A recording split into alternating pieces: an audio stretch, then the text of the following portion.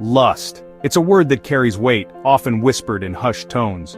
But the truth is, lust is a common struggle, a battle fought in the quiet corners of our hearts. We see it everywhere, on billboards, in movies, even flashing across our phone screens.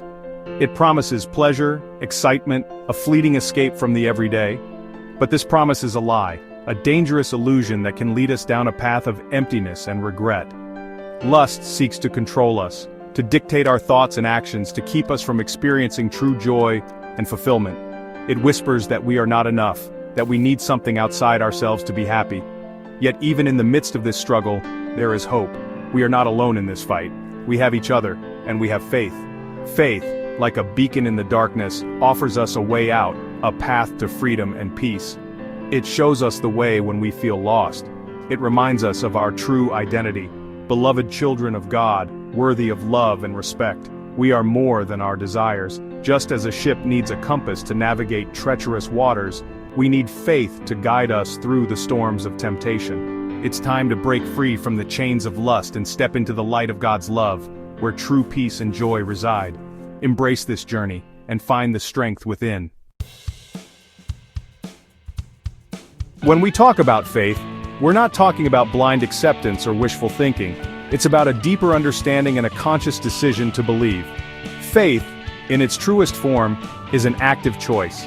A decision to trust in something bigger than ourselves, something that transcends our immediate circumstances. To believe in a power that can overcome any obstacle, no matter how insurmountable it may seem. In the Bible, Hebrews chapter 11 verse 1 tells us that faith is the substance of things hoped for, the evidence of things not seen. This verse encapsulates the essence of faith. It's about holding on to hope even when we can't see the way forward, when the path is shrouded in darkness. Trusting that God is working behind the scenes even in the midst of our struggles, orchestrating events for our ultimate good. When we face temptation, faith reminds us of God's promises, His unwavering love for us, and His desire for our well-being, This knowledge gives us the strength to resist fleeting pleasures. It empowers us to say no to fleeting pleasures and yes to a life of purpose and meaning, a life aligned with divine will. Remember, faith is not a magic wand that instantly erases our struggles. It's a journey, a process of learning to rely on God's strength instead of our own. It's about taking one step at a time, knowing that He is walking beside us every step of the way.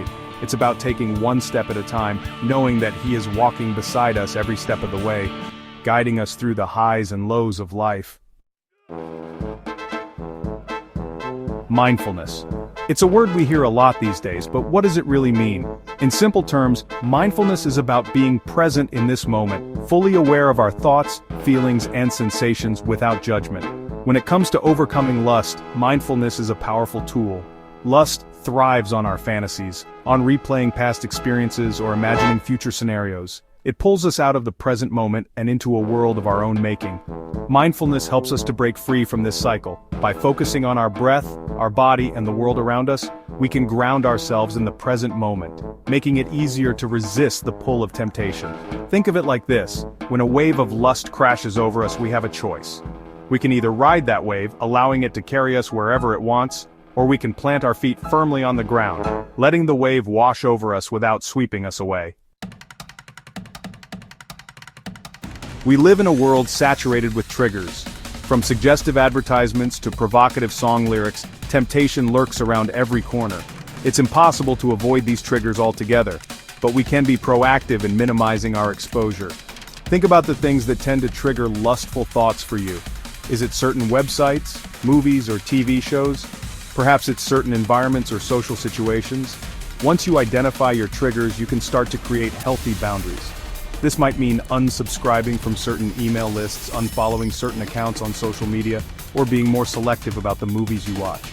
It might also mean setting limits on your time spent alone, especially if loneliness is a trigger for you. Remember, avoiding triggers is not about living in a bubble.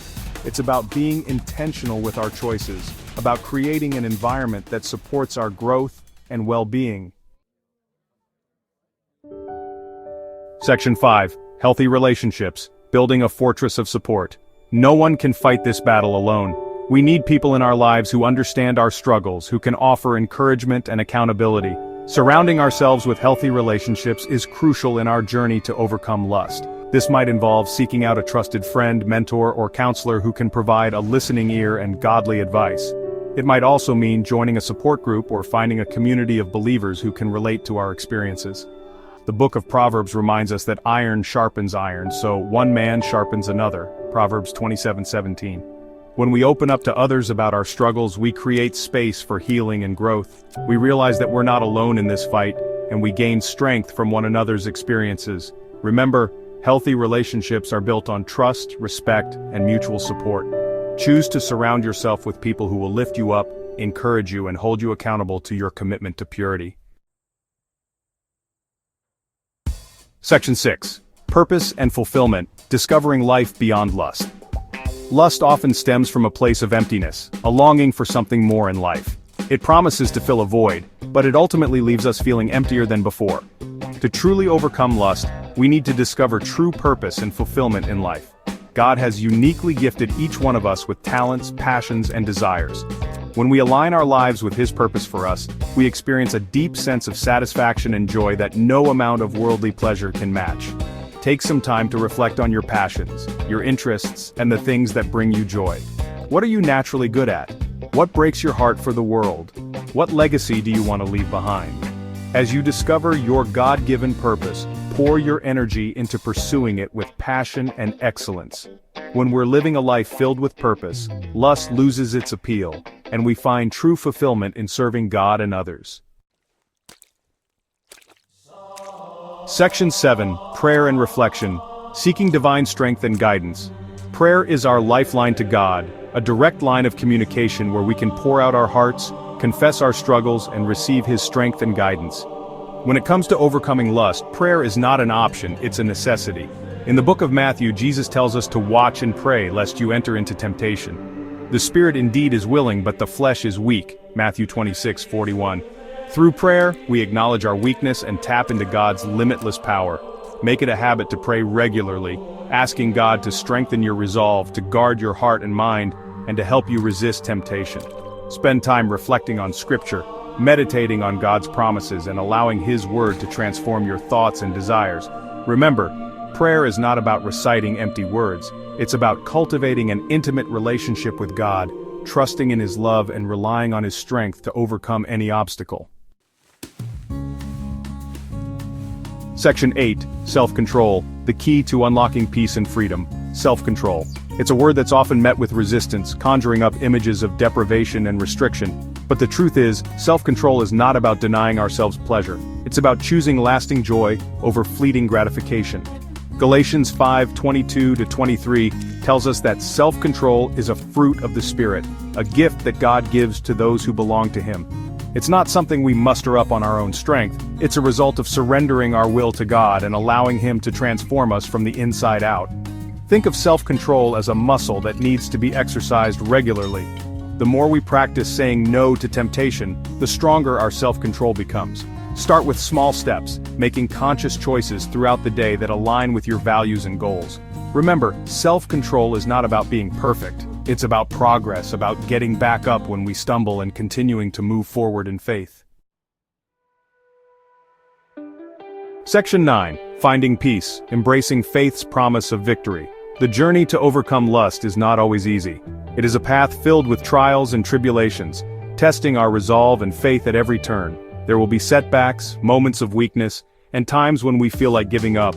These moments can feel overwhelming, casting shadows over our spirit. But even in the midst of the struggle, we can hold on to hope, knowing that victory is possible through faith in Jesus Christ. His love and strength are our guiding lights. Romans 8:37 reminds us that in all these things we are more than conquerors through Him who loved us. This scripture is a powerful reminder of our potential. We are not defined by our past mistakes or our current struggles. Each day is a new opportunity to rise above and move forward. God sees us through the lens of grace, and He offers us forgiveness, healing, and a fresh start. His mercy is boundless and ever-present. As you continue on this journey, remember that you are not alone. The support of a loving community can make all the difference. Lean on God's strength, Surround yourself with supportive relationships and never stop fighting for the freedom and peace that is rightfully yours. Together, we can overcome any obstacle. The path to overcoming lust is paved with faith, perseverance, and God's unwavering love. Each step forward is a testament to your strength and His grace. Embrace the journey, knowing that with each step you take, you are moving closer to the life of victory and fulfillment that God has planned for you. Your faith will lead you to a brighter tomorrow.